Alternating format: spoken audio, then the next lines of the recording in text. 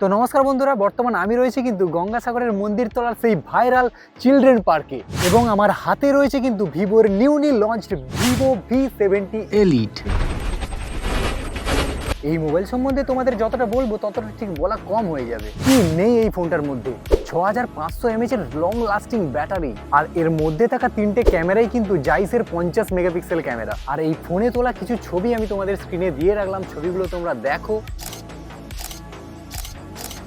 আর এই ফোনটার body frame রয়েছে কিন্তু অ্যারোস্পেস গ্রেড অ্যালুমিনিয়ামের, যেটার হ্যান্ড ফিল দেবে একদম প্রিমিয়াম।